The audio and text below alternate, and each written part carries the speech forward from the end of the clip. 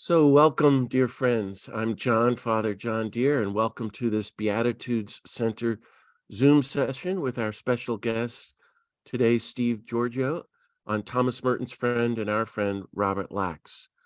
You can find many more great upcoming Zooms at www.beatitudescenter.org. First, again, let me ask everyone to kindly mute yourselves and to write any questions or comments that you're going to have for Steve in the chat link. And I'm hoping Steve will talk for about 45 minutes, and then we'll open it up to questions for about 45 minutes. And then in a few days, Cassandra and I will send you the recording link so you can watch it again if you want. So let's begin with a little prayer, and I invite you just to take a moment in silence as we reflect on this great saint. And so I invite us to enter into the presence of the God of peace who loves each one of you infinitely. How wonderful. And let's welcome the nonviolent Jesus here into our circle and take a moment to ask for all the graces of love and peace that we need for ourselves and for our poor world. God of peace, thank you for all the blessings of life and love and peace that you give us. Be with us now and bless us as we reflect with Steve on the peacemaking life of your holy servant, Robert Lax, and help us and inspire us and disarm us and heal us and bless us, that we too might be your holy peacemakers, people of universal peace and universal love and total nonviolence like Lax, through and through. People like Lax who turn our backs on the culture of violence and war and turn forward toward the nonviolent Jesus and follow him one step at a time, one day at a time, into your beautiful promised land of peace. We ask this mighty blessing in Jesus' name. So welcome, dear friends, again. And it's a great blessing for me to introduce all of you to my friend Steve Georgiou, who's going to talk about our friend Robert Lax. And I'll say it in a minute, but Steve is the author of a very beloved book about Lax. But what I want to say as I introduce Steve is I want to say a word about Merton and Lax, me and Lax, Steve and Lax, Marcia and Lax, and then introduce Steve, who will talk to you about the famous Lax. So this is my mother's original first edition 1948 copy of Thomas Merton's autobiography, The Seven-Story Mountain, which I hope you all read several times. And if you open up to page 237, Thomas Merton is at Columbia, and his best friend is this kid, Robert Lax, who's Jewish and tall and incredibly wise and holy and works at the student newspaper. And they're walking late one night in the spring down 6th Avenue to Greenwich Village, where I'm sure there was going to be beer involved. And Merton says they're arguing. And there's a long pause, and I'm going to read this famous passage, okay? Lax suddenly turned around and asked me the question, "What do you want to be anyway?" I could not say, "I want to be Thomas Merton, the well-known famous writer of all those book reviews in the back pages of the Times Book Review, or Thomas Merton, the assistant instructor of freshman English at the New Life School Institute for Progress and Culture." So I put the thing on the spiritual plane where I knew it would belong, and I said, "I don't know. I guess I want to be a good Catholic." And Lax said, "What do you mean you want to be a good Catholic?" The explanation I gave was lame enough and expressed my confusion and betrayed how little I had really thought about it at all. And Lax did not accept it. "What you should say," he told me, "what you should say is that you want to be a saint." A saint? The thought struck me as a little weird. I said, "How do you expect me to become a saint?" By wanting to, Lax said. I can't be a saint, I told Lax. I can't be a saint. And my mind darkened with a confusion of realities and unrealities, the knowledge of my own sins, the false humility which makes people say that they cannot do the things that they must do, cannot reach the level that they must reach, the cowardice that says I'm satisfied to save my own soul and to keep out of mortal sin, but which really means I don't want to give up my sins and my attachments. And Lax said, no. All that is necessary to be a saint is to want to be one. Don't you believe that God will make you what he created you to be if you will consent to let God do it? All you have to do is desire it. A long time ago, this is Merton now, St. Thomas Aquinas said the same thing. And it is something that is so obvious to everybody who ever understood the Gospels. After Lax was gone, I thought about it, and it became obvious to me. The next day, I told Mark Van Doren. Mark Van Doren was the most famous writer in the country, Pulitzer Prize-winning poet. Hey, Lax is going around saying that all a person needs to do to become a saint is to become one, is to want to be one, to want to be one. And Mark Van Doren said, of course. I remember reading this in the 1970s and going, holy Toledo. So Bob Lax, who then converted to Catholicism shortly after Merton, and then, as you all know from hearing about my introductions, went on to become one of Jack Kerouac's best friends and knowing all these people, and a writer at the New Yorker and so many places. And he packed up and moved to Patmos, Greece, where he was a hermit until he died in 2003, I think. So Lax is the one Merton looked up to, I think, until the day he died. And there's an incredible book of their goofy, mysterious 1940s writing of their correspondence called If Prophecy Still Had a Voice. And Lax was just full of life. And forgive me for this is my introduction for Steve, but forgive me for talking so much. So fast forward to 97. One day in my office at the Fellowship of Reconciliation, I get a little letter in the mail from Patmos, Greece. That's all it says, Patmos, Greece, as the return address. And I open it up, and maybe you saw this in my email. It says, Dear John, I've been following you for years. No one in the world seems to work harder for peace or to be a bigger failure. You're trying so hard, and yet nothing is happening. And I wish you all the best. And he says, quick, drop whatever you're doing and go take the enclosed $10 bill and head to the nearest pub and buy a big, tall beer on me. Thanks for all you're doing for peace, and carry on. Here's to you, kid. I still can't believe it, getting a letter and a $10 bill that flew around the world from the great man. I knew all about Lax. And I immediately wrote him, Marcia, and I sent him, because I was at the FOR, as Barry remembers, and sent Lax a big care package of all the fellowship magazines and all our propaganda on peace and nonviolence, which he loved. And I was doing that up until he died. I was corresponding with him regularly, mainly shipping him stuff, And then there I am at the Thomas Merton gathering one year, and I meet Steve. Steve will tell you his story, but he met Lax on Patmos, wandering around on the island in 1993.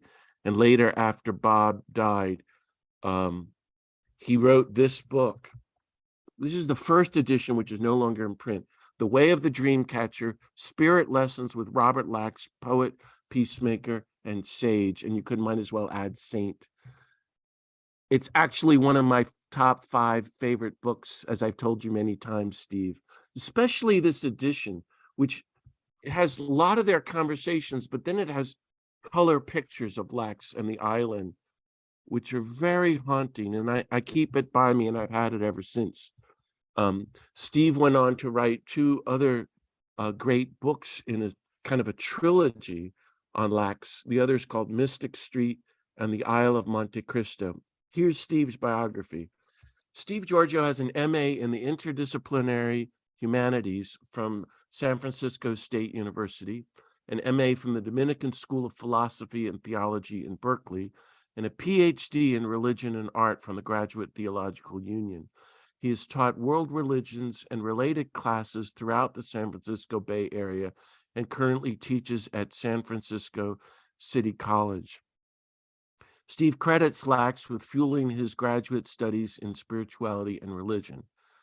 He taught the first courses on Lax at the Graduate Theological Union in Berkeley and was the Lax lecture scholar at St. Bonaventure University in New York. For over two decades, Steve has conducted numerous Lax programs throughout the San Francisco Bay Area and beyond, bringing the spiritual and creative wisdom of Lax to a wider public. His most recent book is an edited collection of Lax's contemplative poetry titled In the Beginning Was Love. And my account of Lax and meeting Steve and talking about Steve's book is in my Thomas Merton book called, so if you want my thoughts about Steve and Lax and Merton, it's a chapter in this book that I wrote called Thomas Merton Peacemaker. And there's a big, massive biography out now on Lax, but I like Steve's book because, as Steve will tell you, he was young and he was like the famous novice meeting the guru on the mountain. And some of Lax's teachings are amazing. After Steve talks, and he's going to talk about Lax's life and then what he learned from Lax, I'm going to ask Marcia Kelly to say a few words. So you see, Marcia is our guest today, and Marcia is Robert Lax's niece and lifelong friend and executor. And it's a thrill to have Marcia Kelly with us today. So that's really fabulous. So it's a celebration of Lax and Merton and the peacemaking life. And with that, I want to invite everybody who's listening to give a big round, warm applause, a round of silent applause for our guest, Steve Georgiou. Steve, the floor is you. You're very welcome. Thank you for being here. I'm going to mute myself. Take it away, Steve.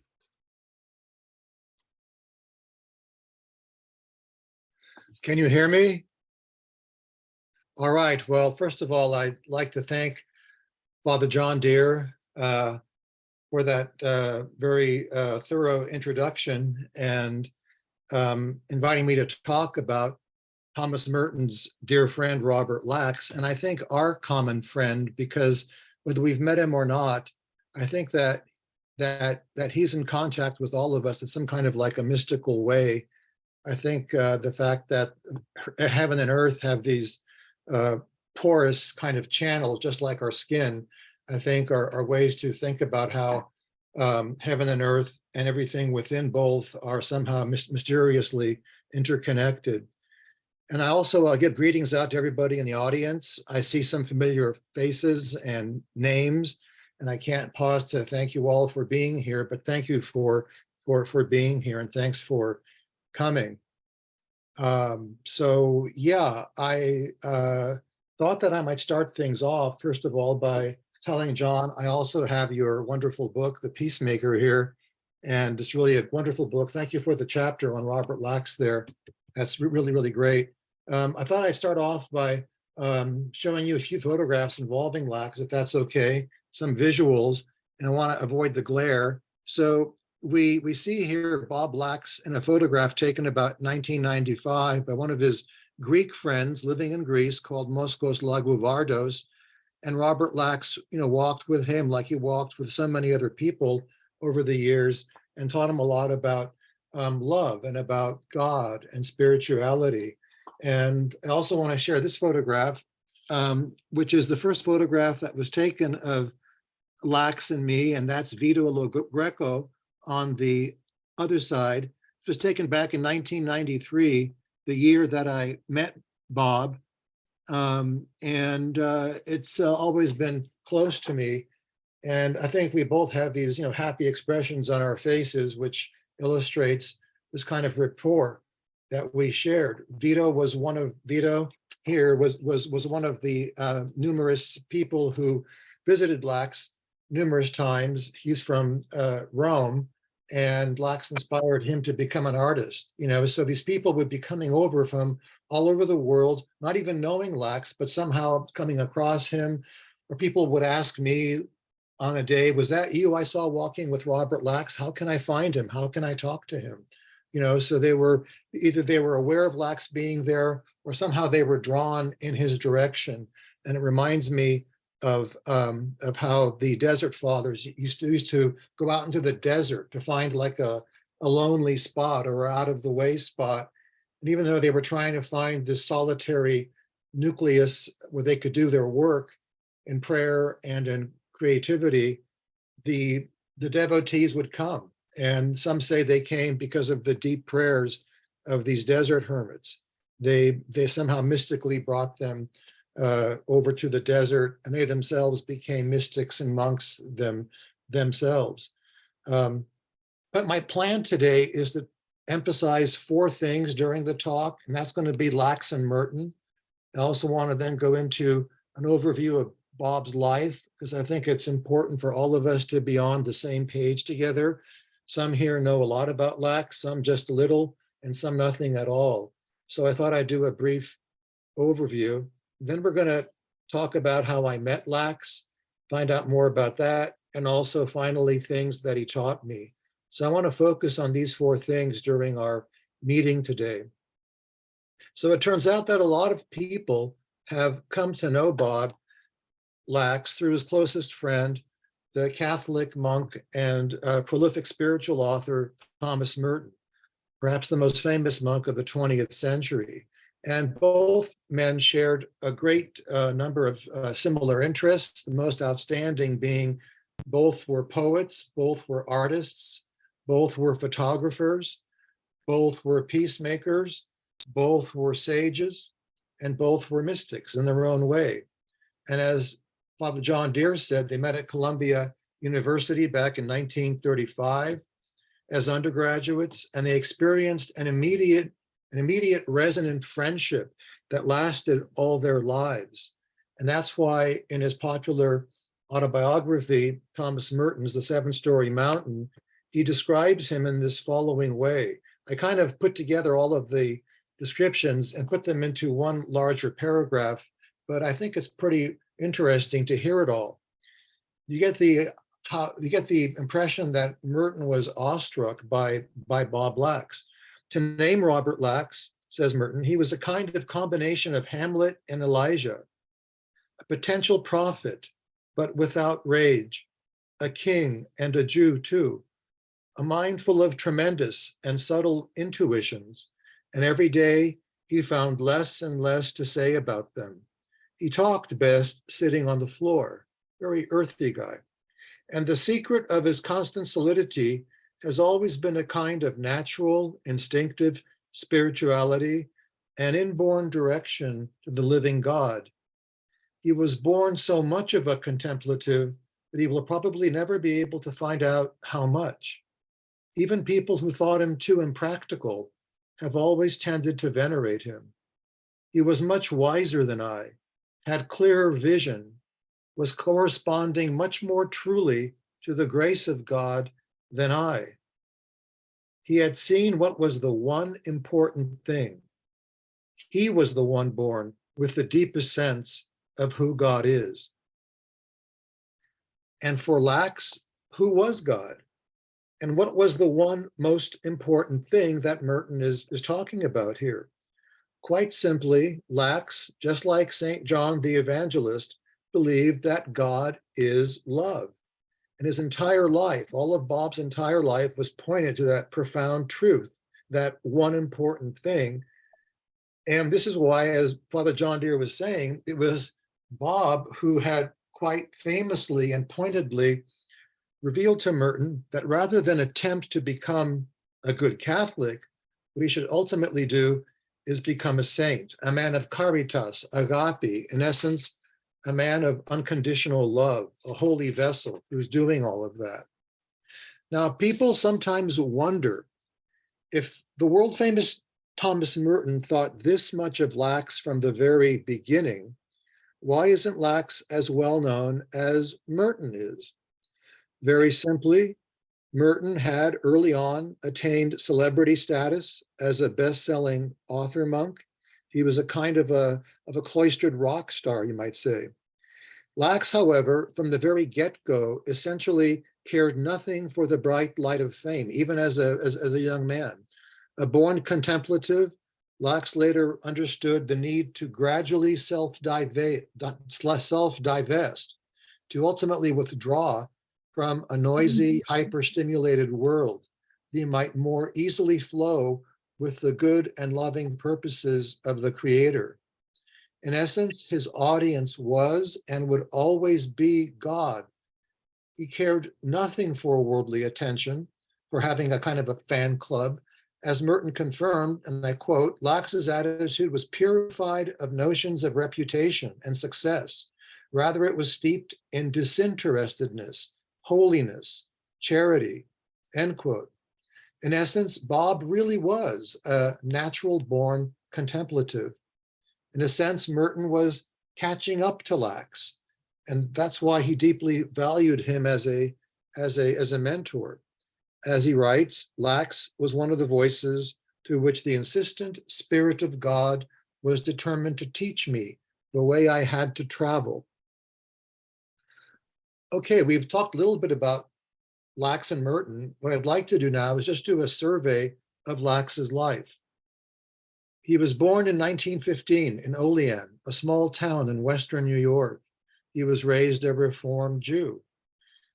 Began writing poetry around 8 years of age. Had a theosophist uncle whom the young Lax turned to for advice on matters ranging from writing to career moves to spirituality, and through whom he acquired an early knowledge of the world religions. This uncle's name was Henry Hotchner.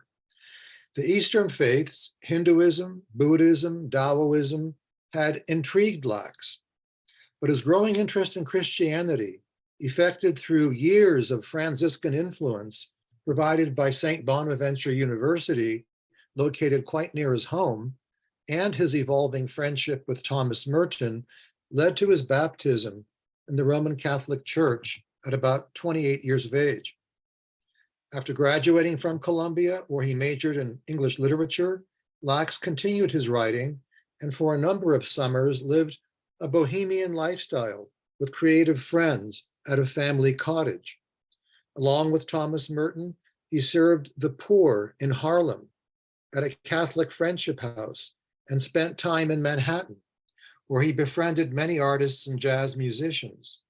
He worked odd jobs. The most notable, perhaps, was as a bartender. That's a nice way to get to know people. Night watchman, taught English lit classes at Connecticut College, but was unfortunately let go because he gave his students A's as long as they made it to class, as long as they made the effort to come to class. And also, you know, what did Woody Allen say, right?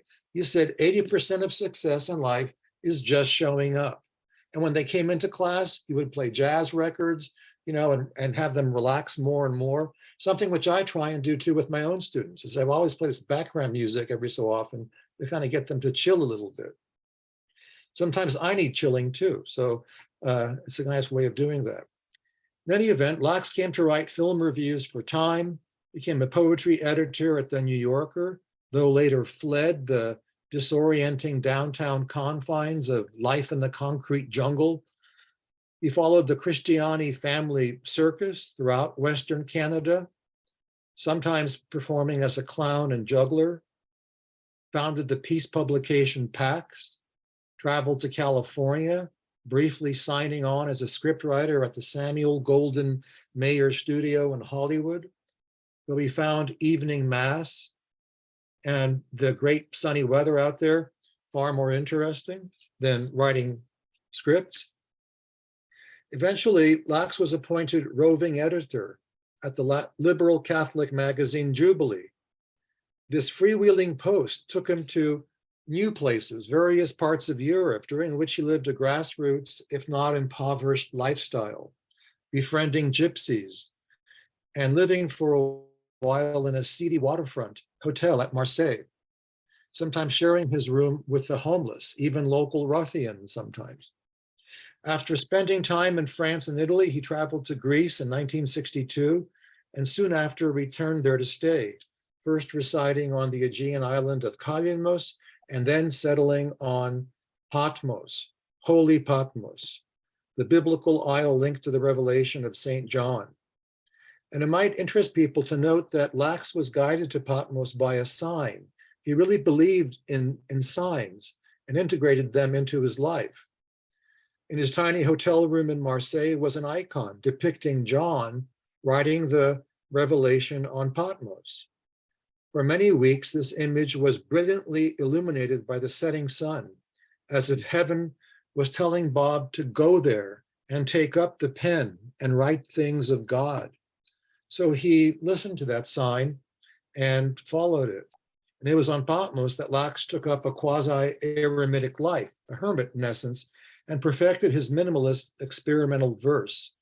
It's fascinating how he chose an ascetic life as well as an ascetic style to basically write about spiritual things, mainly focusing on his inner life and his relationship with Creator and creation. And so he wrote, as time passed, like on Patmos, he wrote in these narrow columnar forms, like columns, unlike his more lyrical creations, which were more lyrical and seemed like, the type of poetry we're more familiar with. But he crafted these columnar poems in a highly paired pace-slowing style, abstract, mantra-like. They embody Lax's deepening and self-emptying philosophy of less is more, of prayerful simplicity, and the meditative power of being in the now moment. So these rustic new poems point to a way of immaterial living, much in keeping with his favorite saints in the Catholic and the Orthodox Church, Francis of Assisi and Seraphim of Sarov. And their imagery and form hearken of spiritual refinement practices found in Hebrew Kabbalism, Eastern Orthodox Hesychasm, and also Zen Buddhism. You can always read other types of faiths in his work, which makes him so delightful because he has manifold spiritual universal meaning. So this poet of Patmos, Bob Lax, ultimately embodies the interdisciplinary term theopoetic, in that he seeks God through a poetic intuition, a spirit-centered creativity which reveals his heart's inner longing for the divine. He also had awe, as I wanted to say, this awe about God being present, just like Rabbi Abraham Heschel, who died back around 1974, who felt God is everywhere, and has tried to illustrate that to those who would listen to him, that God is everywhere in every moment. There's no way to avoid him, even if you want to, because he's everywhere. So many of Lax's reflections are grounded in lived experiences, and everyday life serves as a touchstone for metaphysical thought. So Lax the poet is present to the moment at hand and imparts his theopoetic understanding of the universe, that all things are alive in God, and in that pulsing divine matrix, life is one. So I want to end that survey there. It's only a thumbnail sketch, but it gives you an idea of how far and wide Lax thought, Lax traveled, and Lax lived. And it all comes down to Patmos. So anybody who meets him on Patmos has really experienced all of Lax in terms of vibrations, in terms of presence, and it all adds up to the power of that first meeting with this man. So what I'd like to do now is jettison to the year 1993, which is the year that I met Bob Lax. And I was on a ferry boat bound for Patmos. Why was I going there in the first place? I didn't know anything about Lax, but in 1993, in the springtime, my girlfriend and I broke up. It was my first deep relationship, and we had this breakup. And so I was devastated and I was depressed. And in a moment of despair, I remembered a monk that I was writing to during my first rad program, who was over on Patmos about spiritual things. And he told me that if ever I would need a place to relax, to gather my thoughts, to be reborn, I could always go to Patmos, where there's a famous Greek Orthodox monastery. It's called the Monastery of St. John the Evangelist. Anybody been there before? You can raise your hand. But it's a beautiful place, right? Yes, it's wonderful. It's a beautiful island. It's a beautiful old monastery built about the year 1100, medieval, and I resonated with that because I was in a bad state, number one. I wanted, to go to Patmos. I heard about its beauty even before, and I'm also of Greek ancestry. So all those things came together, and I thought, well, if that happens, when all good things come together, like in Greece, they say one word, opa, right? Opa. And so it's time to head out to Patmos. So I went out there. But when I arrived on this island, trying to find peace, otherwise known as pax in Latin, right? Or iringi in Greek, when I arrived on the sacred isle, this contact monk who I had written to and arranged to meet when I got to Patmos to take me into the monastery, he had gone over to the ecumenical patriarchate of Orthodoxy in Constantinople, or modern day Istanbul. He'd come back in a week. So during this week, I was waiting for him to come back. And I happened to get a cheap room near the shore and bummed around the beach area for a few days. I was really, as I mentioned, devastated. And I just would sit at the beach, and just wander around the shore, around the island, just being alone and looking at the water till 3 o'clock in the morning. It was a kind of a therapy. And one night when I was in Scala, the main port, looking at the water as usual, a bearded young Greek approached me and he asked me, "What is your name?" You know how the Greeks can start talking and asking you all these questions, love to chat.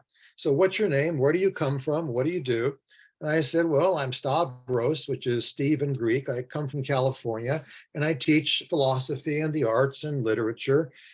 And he said, there is another American here on the island. He's lived here for many years and everybody knows him. His name is Pax. And I thought, that's peace. And I came to Patmos to find peace, and his name is Pax. And I couldn't believe it. And I sort of tried to mention this, but he was just talking on and saying, he's a wise man, he's a writer, he likes art, philosophy, things you do. You should go there and meet him. And I said, well, when? Go now. I says, go now. It's like 9 o'clock at night or so, and he doesn't even know me. How am I supposed to find him? What are the directions? And he just pointed and said, go up that way. It's just in that direction. Go up this hill. And towards the top of it, you're going to towards Mount Castelli.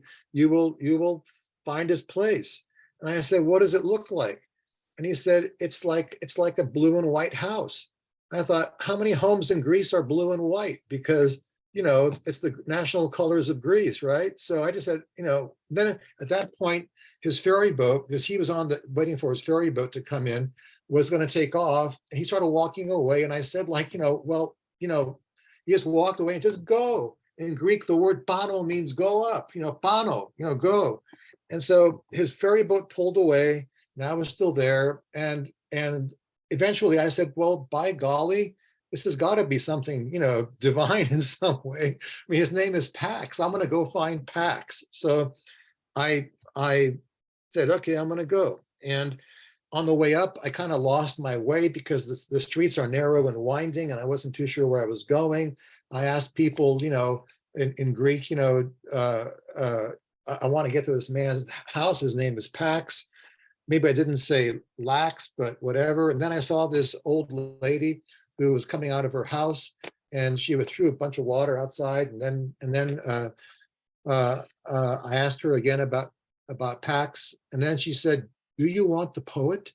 And I said, "Telis ton pieti?" And I said, "Yes, I want the poet. I've heard this guy's a poet. He writes. He's interested in things. He likes poetry and philosophy, etc." So I was told to keep on going a little bit further, go around the bend, and you'll find his house. So I finally found the house, I believe was Robert Lax's. Of course, I didn't know his name. His name was still Pax. And I end up knocking on the door. And I thought what I would do, if you want to, I don't have to do this. I could just talk about it extemporaneously, but I was going to read the part in the book where I enter his house. Is that okay? Okay, I think that it's all collected here in a kind of a good way because it's all together. So I write, it was about 9 p.m. I knocked on a frail wooden door, unaware that the poet vigilantly guarded his privacy and allowed few people up to his dwelling. Pax, Pax, I shouted, are you there? For a few minutes I waited on the porch, but heard nothing, only the wind winding its way through the heights of Castelli. Thinking the poet to be out or asleep, I turned to go. Then I heard a voice, almost gruff and yet resonating with a deep concern. Who is it? Who's there? The door opened, and I saw the face of a gaunt and bearded old man pressed up against a very thin, full-length cloth, an almost diaphanous door screen which rippled in the breeze. In the darkness, the eerie visage resembled the face of the Turin shroud. Who are you? The veiled figure demanded. What do you want? I stammered out my name and in my nervousness added that I hailed from San Francisco. But I don't know anyone as of late from San Francisco, the old man replied. Are you a reporter? If you are, I think you better go. No, no, I protested. I know this sounds strange, but somebody down at the dock said that I should come up and talk to you. You said you're into philosophy and the arts, things like that. I don't know what's going on, said the mysterious graybeard, this time in a softer voice, but you do seem to look a little tired and hungry. You might as well come on in and have something to eat. And by the way, the name's Lax, not Pax, Bob Lax. The old door of the house creaked fully open, and I entered a dim, short corridor. To my left was a small kitchen, which we passed en route to what appeared to be the illuminated main room. Just ahead, a partially closed glass and wood paneled door prevented me from seeing anything clearly, and so Lax slowly swung it open. And we entered the warm, intensely quiet living space. For the first time, we were in a place of light. I looked at Lax propping open a shutter with an old black shoe and saw him to be unlike any elderly man I had known. His movements were simple, pure, unaffected. His rustic, honest strength was tempered by a gentleness I knew only in nature, the identical peace one might feel in watching a tree sway in the wind. Though agile and alert, far keener than people half his age, he moved about unconscious of his own enlightened being, as if a higher consciousness propelled him. He was unattached to his own authenticity. He was a portal to a higher reality. I sat down on a couch by the door to take it all in, his being, the room, the concentrated and unfolding energy of the place. Somehow I smelled newly tilled fields and ocean surf. I thrust my hands into warm, dark earth. I could taste wine and rough, coarse bread. I could even feel the cotton sweater and worn blue jeans on his lean frame. All at once, I knew what it was like to be a seed touched by light, or a jagged piece of driftwood cast up onto a sandy beach, nestled in seaweed, bathed in salt and sunshine. Should I go on or just leave it there? That's good. I mean, you can go on and on, but we want to hear all that you have to share. All right. Whatever you want. So, so he just tells me basically, what brings you to Patmos, and I tell him my situation, and then he's listening in the darkness, and then last paragraph, when I had finished speaking, Lax bent down his head and said nothing for about a minute. I felt that the quiet might shatter the room, and then his searching ancient eyes met mine, and he said, "Well, son, all I can say is that you've certainly come to the right place to recharge your batteries, that's for sure. Patmos is an isle of love." And indeed, it was an isle of love because it was named that early on. because of how its connection with St. John, the apostle, was also connected with the book of Revelation, especially in Eastern Orthodoxy. The belief is that this John was the disciple of Jesus, wrote the Gospel of John, but also wrote the Revelation and the letters that are attributed to John too.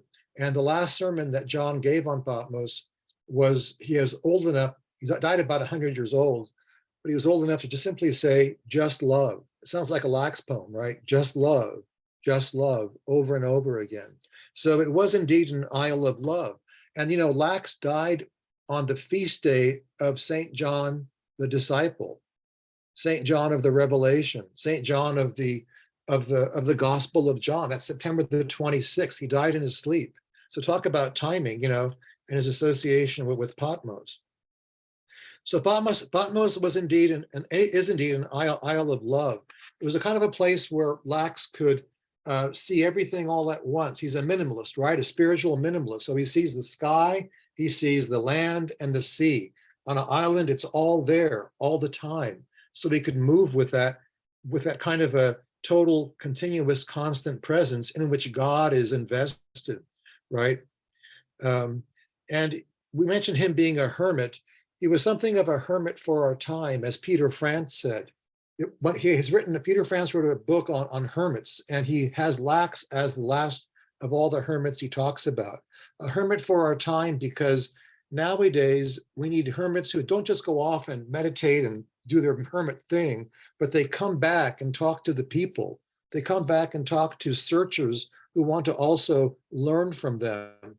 And Lax made it a point to do that. He'd be up in his hermit house and doing his thing, and he'd come down and share his wisdom with people that he met, then back up, then back down again. This continual flow, you know, which is a flow of like, you know, going up to the mountain and coming back down with wisdom, sort of like Moses, or other famous searchers and finders too. Right, so throughout the Dreamcatcher, you know, we have these wonderful, I'm using the old edition here, but these wonderful excerpts about love. Like you turn to any one of them, there are so many in Dreamcatcher, but they're about a paragraph or so long, each of them. And we have that idea of how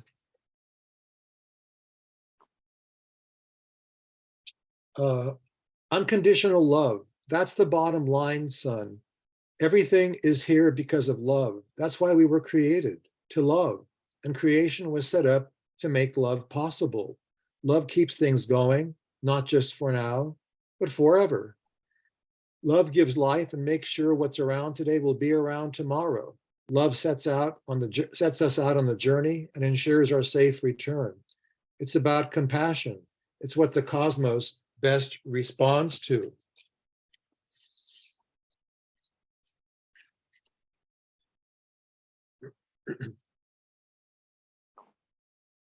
Jesus tells me to love. He doesn't tell me to hate or to kill. He tells me to love. What appeals to me most about Jesus is his role as the Prince of Peace. Peace is really one of the key words in all that concerns me now. I'm highly enamored of the saying by the beloved Russian Orthodox saint, Seraphim of Sarov, acquire the spirit of peace, and thousands around you will be saved. Because the ripple effect is so great. You know, if you really are a person of peace, you don't have to say anything. You just are in the moment, and it just comes out of you. And he emphasized this. You know, he's an example of this too, obviously. Just one more quote, because there are so many to look through. But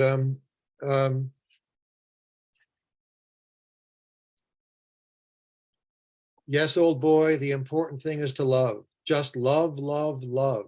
Keep on loving everybody and everything as much as you can. Take this love everywhere you go, and with it, you can help everything to grow.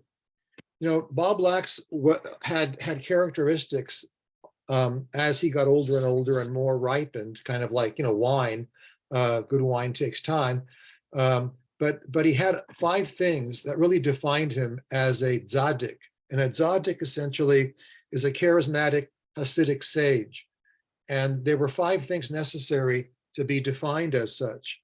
The first is that his teachings draw others to the holy men, that people want to learn more about them. And they did, because he had made so many friends in life who wanted to basically turn on to what turned him on. So he was known for his teachings. He had followers. He had searchers who found him and walked with him. How many walks did he take with so many people throughout his life? And they learned just a little bit. It's like that old Chinese saying, right? A teacher for a day is like a parent for a lifetime. And he gave that parentage to so many of his, spiritual children in a way.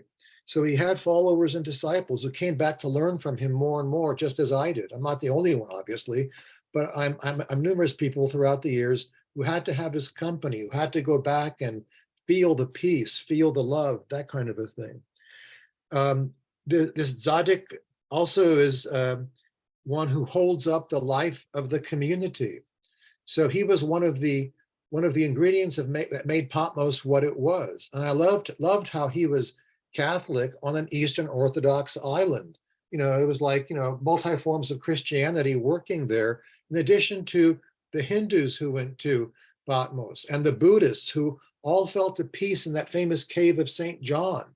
People came because they found peace and rest. So he was really an interfaith man in his work.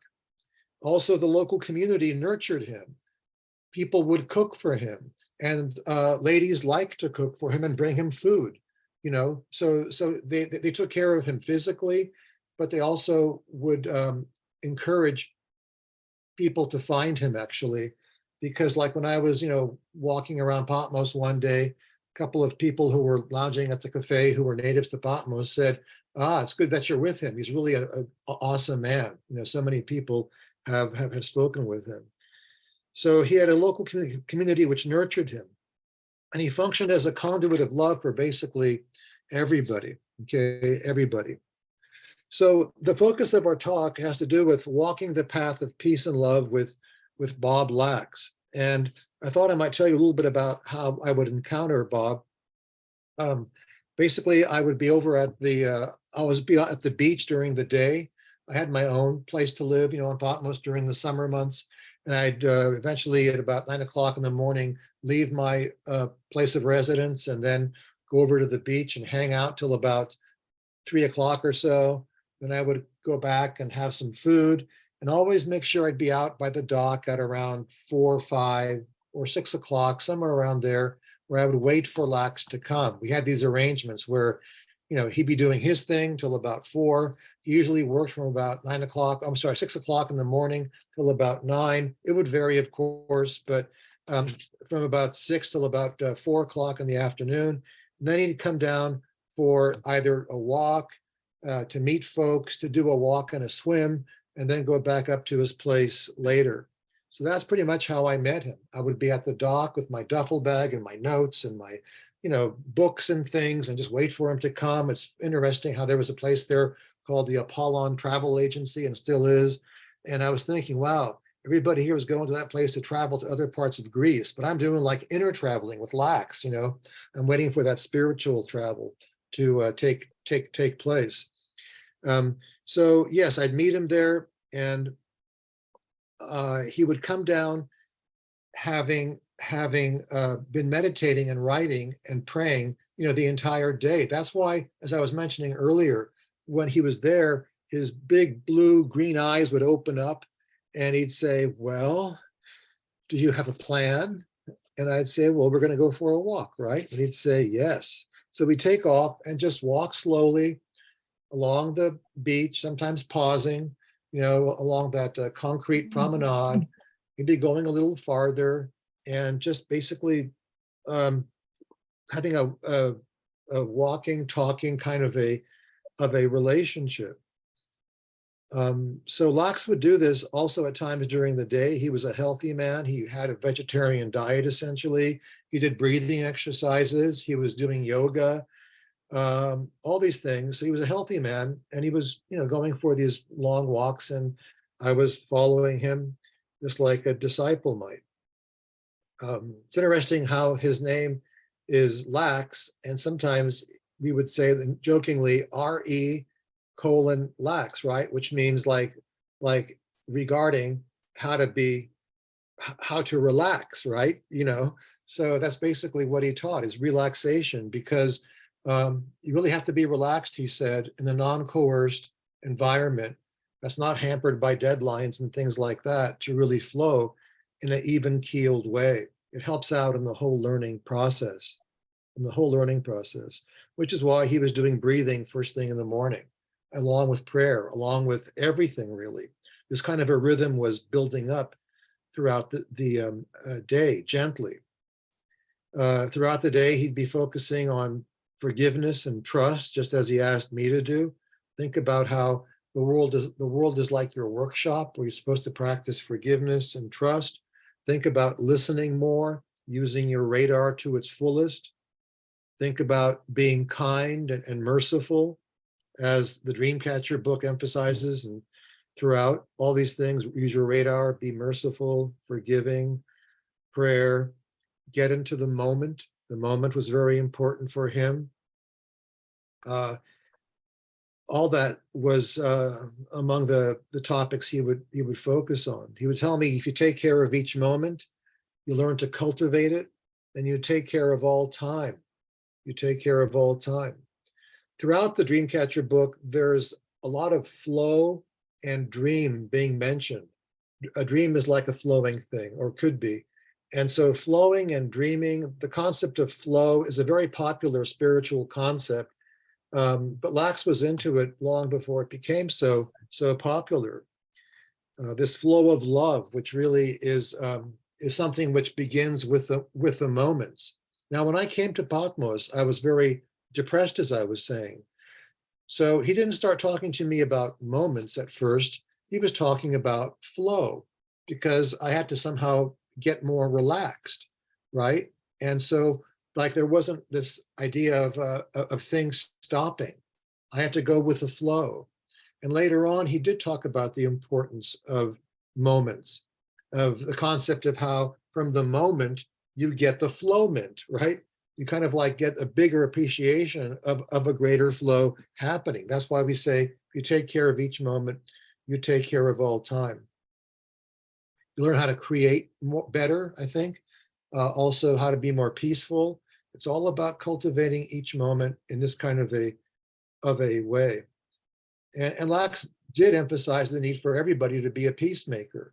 This book about, Thomas Merton, Peacemaker, he said everybody has the capability of becoming a peacemaker if they follow a kind of a meditation, prayer, good diet, good exercise, kind of a program, which has a lot to do with making it a kind of a round circle, a kind of a circular, cyclic kind of a process. Okay, it's important to keep it going, just like he did.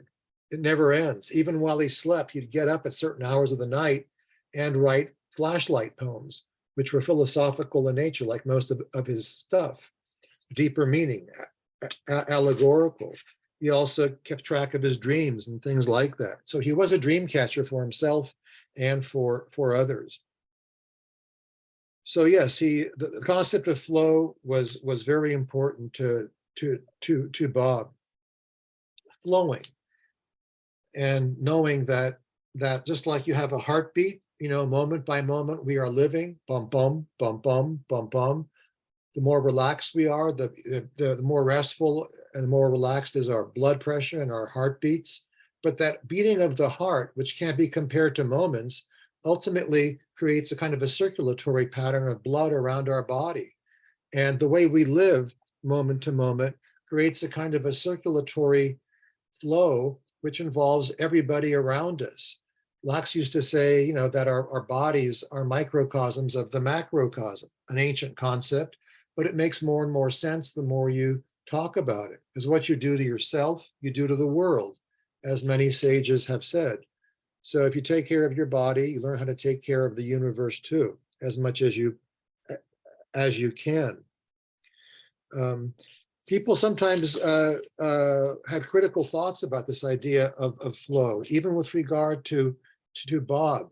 But the concept of flow has a lot to do with all of the great religions. You know, Christianity talks about the flow, like let go, let God, right? You know, and we also have the flow of the Trinity. Father turns to Son, Son turns to Spirit, and Spirit turns back to the Father. In Buddhism, we have this idea of not to cling, right? Just let things go by. But that can only happen well if you do keep track of the moments. But it's all interrelated. Moment leads to flowment. All of these things, everything is a pattern. Everything is like a matrix. Okay, a matrix. Okay, so how are we doing with time, John? I think we're doing fine. It's about noon, and so you've gone almost 45 minutes. But so what would you like to do? You want to wrap it up, say a few Um, more things, well, open it up for questions? yeah, questions really soon. I have some photographs. Can I Okay. share these with you? Yeah, that would be great. Okay. This is another picture of Bob Lax taken by my friend Gary Bauer a long time ago. And you can see his meditative, you know, look there, and like a philosopher, or kind of like a captain on board a ship, maybe. This is Patmos here, the island that he came to eventually. Patmos. Can you see these? Are they clear as best as possible? Okay. Yeah, it's moving around, but it's okay. Thank you. Keep going. All right. This is a photograph of the monastery of St. John up on top of the island. You can see the island down below, perhaps a little better. We have the keeper of the cave, a friend of Bob's, Father Ephthemio. This was the monk who stood guard over the cave of St. John, where the Revelation is said to have been written. He's holding the key to the cave there. Here we are at the dock with the fishing boats there, where Lax and I used to walk up and down the fishing boat row, then on to the more the foresty areas of Patmos. So you see how the place is kind of biblical too, right? Right? Fishermen and, you know, people hauling in, you know, fish with their nets, and Lax is here in his minimalist kind of a mode. There's another fishing boat. This is Pantelis Cleudis, who was a grocer that Lax got to know, another good friend of his. Pantelis would help him with, you know, food supplies and things like that. They kept in constant touch. He's deceased now, but he was a very good friend of Lax, and one of the first people there who befriended him when Lax went there back in the 60s to Greece. Here's Bob talking to a man who looks like a native of Patmos. Here he is in his room where I met him, and there's his cup. He always had a cup on his side and a cup on the other side of the table in case anybody should come in. And you see I have all of those postcards and drawings and poems on the wall, which is basically what he did. His walls were covered up with things that his friends wrote that gave him. People came to him with gifts over the years. Here he is back in 1999 when I met him one final time. He died in 2000. This was taken about 8 months before he passed away. You see there's his bed in the back there. A nice cozy little place to live in. His hermitage, if you want to call it that, on top of the hill. And then we have him looking out the window here in his place, again, taken back in 1999, trying to avoid the glare. But you get the basic idea. Right, so Great. yeah. Can I read to you just a poem by Lax, or a couple poems before we go into Yeah, questions? terrific. Because just wanted to share a few things about him involving the his writing. And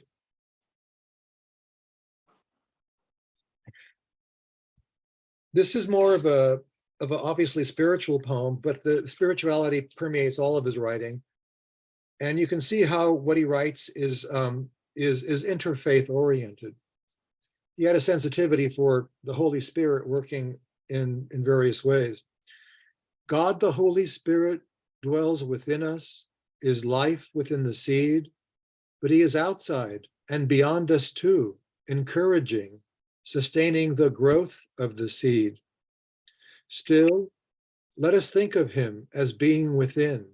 He is within, and let us honor him too in ourselves and in others.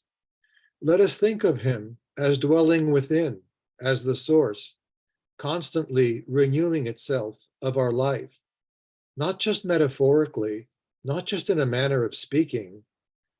Let us trace our movements, trace our thoughts, our desires too, down to the nothing from which they arise, for that nothing is alive, that nothing is holy, that nothing is to be reverenced, honored in ourselves and in all who live. Hence, Hindus put their hands together and bow their heads in saluting, in greeting each other.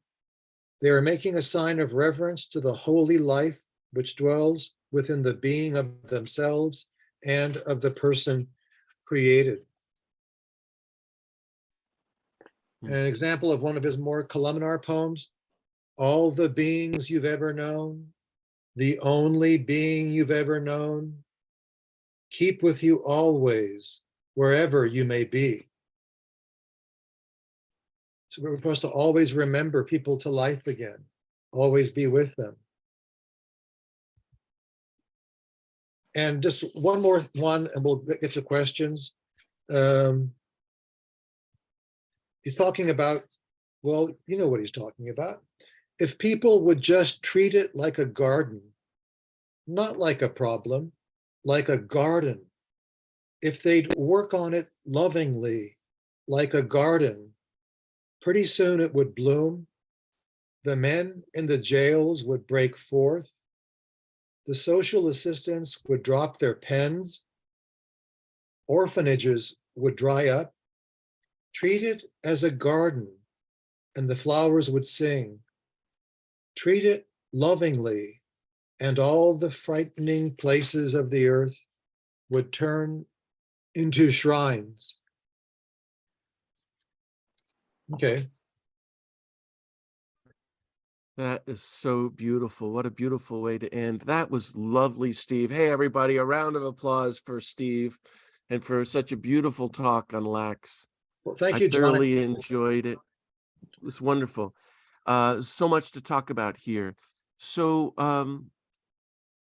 I want to introduce to you our friend Marcia, who is Lax's niece and executor and friend. Marcia, the floor is yours. Share with us anything about Lax or Marcia. your response to Steve's, whatever you want to say, Marcia. And welcome. Hey, Jack. Hi, Steve. All right, good to see you all again. So nice to see you. So nice to see everybody, familiar faces. So I just, hearing about Bob is always such a treat. And you've talked about him so well and written about him so well. I guess one quick little story, when we brought Bob home from Patmos, Jack and I went to get him, and in the end, we brought him back to Olean, where he was born, and Full circle. full circle, and he was really fading. And every day I went to the mailbox, and every day there was a letter from Steve. And Steve had kind of a little sailboat, a happy sailboat, zooming across the water that he put on every envelope. And it cheered Bob up to hear from you every day, but it cheered us up too. So thank you. That was a really nice part of Bob's last couple months of life, and it helped us a lot too. Now, one thing you really didn't mention that Lax and Merton had in common was their sense of humor. Yes. They were both on the Columbia Humor magazine.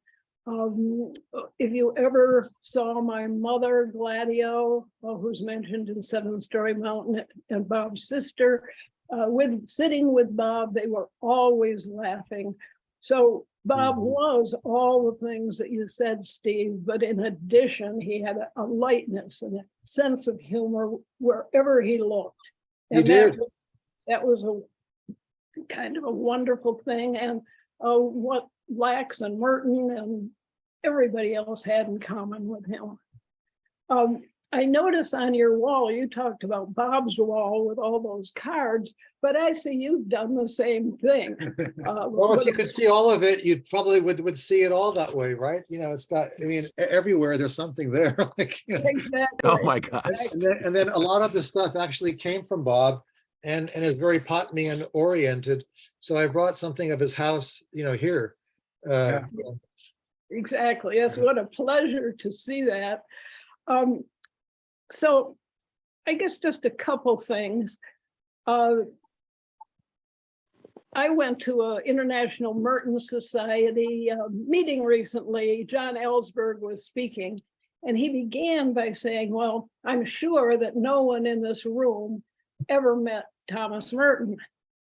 And that got me thinking, and I don't know if any of you have ever seen it in Seven Story Mountain, but I remember that Merton wrote something like, Gladio is about to have, or Gladio just had a baby girl. And that was me.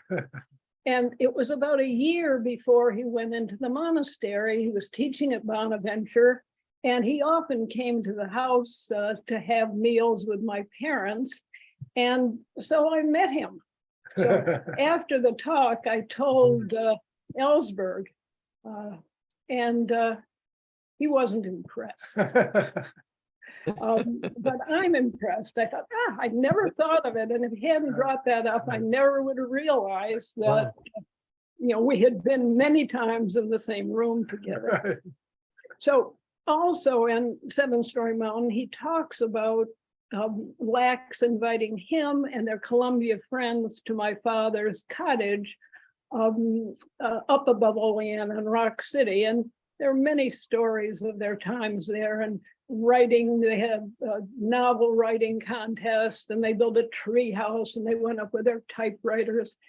And my mother went up to see Bob one day, and she said to him, I had the funniest dream last night. I dreamed, this must have been the late 30s, I dreamed that one day people from around the world would want to visit this cottage. And they thought that was so funny, peals of laughter about somebody, you know, people from around the world wanting to come to see this cottage. So in 1995, the Merton group had their meeting at St. Bonaventure, and I asked if there was anything I could do to help. And they said, well, maybe people would like to visit the cottage. And so they put a list out, and 400 people from around the world signed up to visit the cottage. So as Jack says, the dream of the mother was fulfilled by the daughter. So Wonderful. I guess the last thing is, for years, St. Bonaventure and I have been trying to figure out how to save the cottage. It's now owned by a radio station. The owners never were really interested. But a couple years ago, I met the new owner, and she said, oh, well, I love history, and I'd be glad to help in any way I can. So I talked to Franciscan Father Dan Riley about maybe recreating the cottage or moving what we could move of it to his retreat center above St. Bonaventure in the hills, Mount Irenaeus. Was named after Father Irenaeus, the librarian at Bonaventure that Lax and Merton used to visit often. And so we're in the middle now of forming a group to figure out how we can do something maybe called the Lax Cottage to explore civil discourse about peace and spirituality. So everybody's kind of excited about it. We're not sure what shape it will take. We don't know quite what we can move with the cottage, but it's in progress now. So I think that's, I mean, I have hundreds of stories, but I think that's enough for the moment. Yes, that's all wonderful. It's excellent news about the cottage. And also you're right about me with not mentioning his humor. At the same time, I also didn't mention that he was part of a circus too. Well, I think I did actually, but then there's a lot of humor there as well, and yeah, And he was in the circus, and what part did he play? juggling, right? And then also a clown. Yeah, Exactly. right. Well, I, thank you so much, Marcia. I'm Huh? very, very happy to have been here. And here's It's delightful to have you, Marcia. Thank you so very much. And Jack, thank you for being here too. And Wonderful. maybe if people have any questions for Great job, them both as you well. and Steve. Excellent. Well, we're all participating in some kind of a way. Yeah. So I want to open it up and I'll ask the first question is, I want to say something and then someone's written in a question for Steve. If you could see Lax today, what would you ask him? And while you're thinking about that, let me also say, I see the name Jonathan Montaldo. Jonathan, if you're there and listening, I'm wondering if in a minute or two, I could ask you to ask any questions or say anything. And you don't have to. Jonathan is a Merton scholar and one of the editors of Merton's journals and beautiful Merton books and a speaker on Thomas Merton. And it's a pleasure to have him here too. Steve, you talked so beautifully about Lax and everybody who's listening, you get to see in Steve the classic spiritual portrait of the young seeking student going to the guru, the sage. I always thought that Steve was the epitome of that I've ever known in my life. I mean, and I was kind of like that with Daniel Berrigan and Thich Nhat Hanh and Tutu, and Steve's the only other person I met who did that, really found a great teacher and stayed with him in that sense. And so that's why I've always been impressed with Steve's stories. The book, again, if you get it, The Way of the Dreamcatcher, is filled with so many of these quotes about unconditional love, going with the flow. I mean, that's a very big teaching of his. And it's also a way to sum up Thich Nhat Hanh, who was very much like that. I think that both of them were quite alike. Listening, forgiveness, the importance of kindness. Merton's description about Lax are so incredible. A prophet, but without rage. Wow, that is very, very powerful and true. I wonder if at some point, after you answer that question, Steve, you could reflect on, this is my take on Lax, that so he really was a natural born contemplative and is a huge figure for Merton. You didn't mention Jack Kerouac, but my take is he really was Jack Kerouac's best friend as well. And so he had this influence on these two world figures, Thomas Merton and Jack Kerouac. You and I may disagree on that, but that's totally cool. But why Patmos? So Lax turns his back on the entire world of war. 1965, the Vietnam War started, and he retreats to Patmos. Merton wants to give his eye teeth to be a contemplative, a person in solitude, a peacemaker, and the same year moves to the woods. But he's, in my take, is kind of following Lax. And Lax stayed there until Marcia and Jack came and got him in 2000, as I vaguely understand, brought him back, and he died in the famous cottage, which should be a museum. Yes. So 35 years, Lax turned. So this is one impression of being a peacemaker. There's a million ways to do it. Daniel Berrigan, the other opposite, taking on the world full steam. But Dan was a profound contemplative and a very funny guy too, and knew and liked Lax. They're both poets, and their best friends are Merton. So in other words, what I'm trying to say is, Merton, we can all learn from Lax to turn our backs on the culture of violence and war. I'm not buying it anymore. I'm non-cooperating with it. And in doing so, Lax turned toward God 100% of the time. This is, Steve, what you and I are trying to do, which Lax did. You and I are still on the journey, I think. And I want to know if you agree, where he just ended up becoming totally surrendered to God and really entered into universal love, having worked through forgiveness, compassion.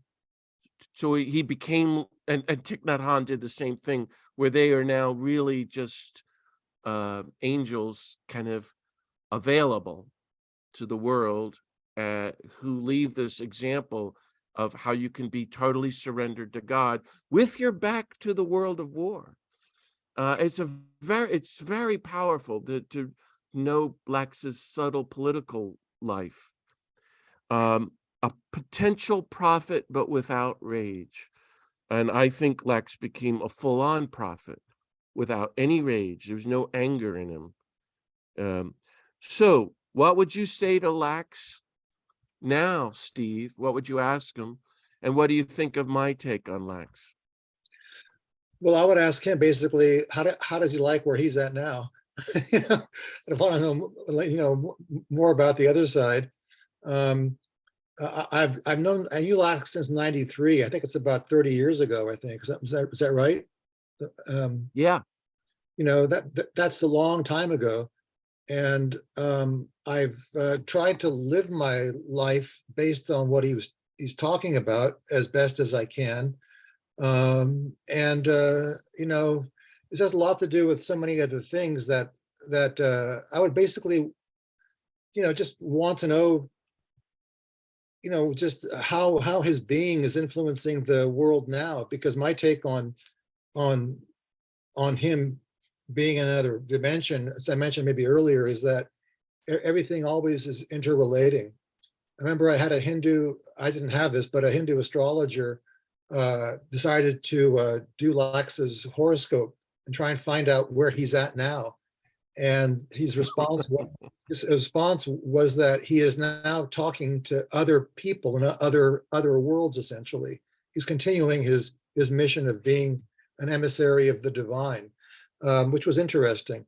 But you know, you said so much in that whole section of things that I'm sort of like trying to you know, answer that in a way that's comprehensive. But I don't think he turned his back on the world, obviously, you know, nor did Thomas Merton. I think that in a way they were thinking about everything, but in their own way, you know, when they were in their own contemplative space, when they were Lax in a hermitage on Patmos, Merton in a monastery. I think that they brought the world with them, but they tried to alchemically transform it through prayer and positive thinking and working on things a little at a time, you know, just with each person. And you create a kind of a reverse movement, which can bring more light into the world. We mentioned that Merton, Lax is like Merton and Thich Nhat Hanh and others. When I teach him in my classes, I don't teach Lax at City College, but I teach the world religions, and I try and bring him up in context with other famous peacemakers of the 60s and 70s. Like, you know, for instance, like, you know, Merton, of course. We also have Dalai Lama. You know, we also have Eknath Easwaran and, you know, Jim Forrest and Rabbi Abraham Heschel at that time period. And Lax was doing his own thing on Patmos in the 60s and 70s. You know, he was doing his own thing to make the world a better place. So I think that these movements are happening nowadays too. The same things they were talking about back in the 70s are happening right now, right? Whether it's basically like, you know, anti-racism or basically anti-war, or trying to have more voices in the room, you know, trying to have more cultural inclusion and stuff like that. It's happening again. So these waves are always going on, and so they're basically we have to answer them from the heart, and we start out with the person you're right next to, like you were saying too. But peacemakers are people who operate wherever they can, wherever they can. You know, yeah. Thank you, Steve. I want to ask you. I want to ask Jonathan if he's. I don't know, but So in my book, I just picked my favorite quotes of Lax from your book. And I wonder if you would comment on this statement about prayer. And all my friends here, I'm thinking of David and Sharon especially. I think this is one of the most fascinating sentences on prayer that I've ever read.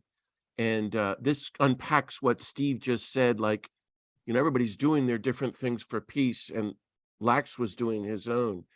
Any of us, no matter what our age or health crisis, we still have work to do. We can still surrender to God and be instruments of peace. So listen to this, and then Steve, tell me what you remember when Lax was saying this and your understanding of Lax's understanding of prayer. So here's Lax. Prayer is a way of doing instantaneous good for all things in all places. That is one powerful sentence, and I'm going to reread it to you. So you tap into the universe immediately, and if you believe, you can have an effect. Wow. And this is what Saint Seraphim was getting at, acquire the spirit of peace and thousands will be saved. That's another way to look at Lax and Thich Nhat Hanh and ourselves. How are we going to be like that? Prayer is a way of doing instantaneous good for all things in all places. It's a way of sending out love everywhere, all at once. I'll repeat that. Prayer is a way of sending out love everywhere, all at once. It's a power. It's a power that everyone has access to, and it can transfigure the world. Prayer, therefore, makes everything you do more real, more lasting, more meaningful, and more fruitful. Through prayer, everything just flowers and everything flows. I think it's one of the greatest sentences on teachings on prayer. And that's what you get for living on Patmos for 40 years. You learn to talk like that to Steve, a young kid coming to meet you. Tell us about it, Steve. Well, I think that this idea about prayer being so alchemical and making lead into gold, or helping out people, that was thought about way back in the days of the Desert Fathers. I know that St. John Chrysostom said, prayer changes even the substance of things. So it's sort of like a power that Lax actually listened. I mean, Lax, when he was on Patmos, it was a workshop. It was his spiritual artistic workshop. And he put his ear, he was a listener, he put his ear into the void to listen to the things that go on. And I think what he was doing is a lot of what the Jewish Kabbalists were doing. They were deconstructing. They were trying to get to the source of the essence of what life is. And, the Kabbalists were meditating, we're taking apart sentences, words down to the letters and getting to the root substance of what a word is. And that space between the letters, that space between moments, that space between synapses is basically a nothing, but that nothing is really everything. It's the utter substance of why everything is in the first place. So he put his ear into the void, I think, and he listened for God. And if you know that in everything there is space, that you can find the spirit there working too. So he was doing some of that deconstruction work and coming to the conclusion that you can jettison everything. You can deconstruct everything. You can just keep on tossing things out. As Lax says, like old clothes and, getting stuff out of your house. But the only thing that you can't get rid of is spirit. And once you've tied into that kind of an energy through contemplation, through prayer, through meditation, walking meditation, however you go about it, but also everyday living, not just, live and let live, but live and help live, the more you can access this kind of an energy and channel it into whatever it is you are doing, because you become more conscious of it. It is the only, one of his poems that's very well known is basically this idea about jettisoning, like I was mentioning earlier, getting rid of the things that don't matter. And he's talking to Mogador, who was one of the acrobats in the circus he was following. And Mogador was a very wise young man. And as they're talking, this is what they were talking about. This is one of the poems that are part of the circus poems collection that is a collection of poetry that was made into an opera. Maybe you've heard about this, the now famous Lax opera called Circus Days and Circus Nights. It was written by Philip Glass, the famous composer. And it's basically an opera based on these circus poems. And here's one of them. For the man who one talks to, when one talks to the inner self, is not at all the man the world knows. It can almost be said that he is not the man himself knows. He is part of him hidden in darkness, and very often the noblest part, and very often very shy. This is how we talked when we talked. It was good, Mogador said, to talk this way, for whatever is withheld is lost. Whatever we give away, whatever we throw away, what we disburden ourselves of is profit to us. We keep giving things away, throwing them out like old chairs out of a house, keep destroying until we can destroy no more. And then Lax responds by saying, because what is left is indestructible. And that's the spiritual essence, energy, I think that is accessed through prayer, and it's used to direct positive change anywhere you want to. Just like the Tibetans or the Buddhists say that, we have to basically dedicate the merit. When people meditate in Tibetan Buddhism, energy is forming that can be directed towards a particular cause.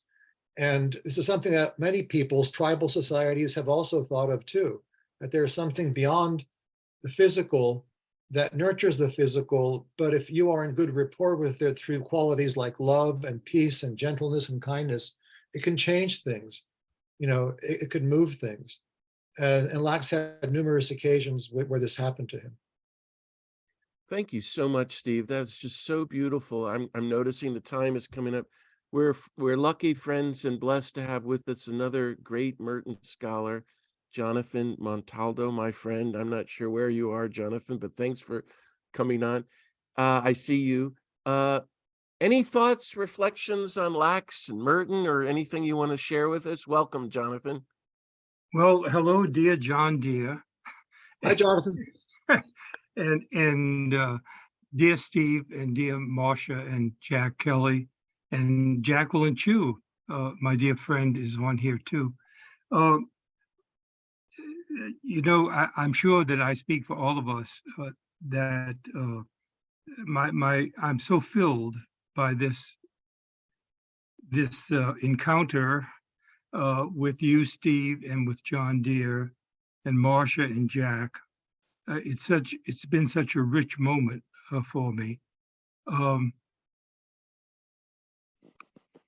I've always felt, and I don't think this is not an original idea, and I think John Deere has already alluded to it, that if Merton had a hero,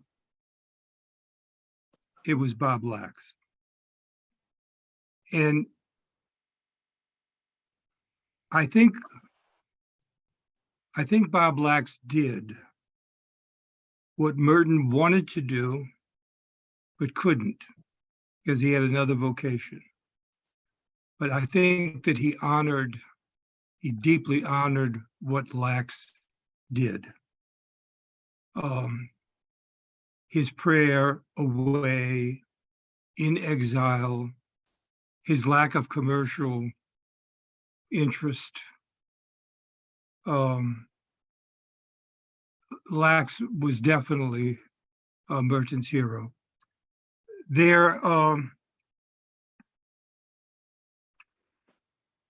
Something contemporary. Next week, Princeton University, their seminary in New Jersey, about an hour from where I am, has just formed last year a Center for Contemplative Leadership. And they are going to have a conference that begins next week It begins on a Thursday night and lasts until Saturday. You can attend online, not the entire conference, but there are conferences that you can attend. And this is their title that I want to just put forth. Prayer as resistance. Prayer as resistance, contemplative practices for liberative or liberative justice. That's the name of the conference, Prayer as Resistance. Merton said that because he became a monk, by his whole life, his solitude, he was resisting all violence in whatever way it showed itself. And Lax certainly, prayer as resistance. One of the saints for this contemplative leadership program should be Robert Lax, and I may mention that.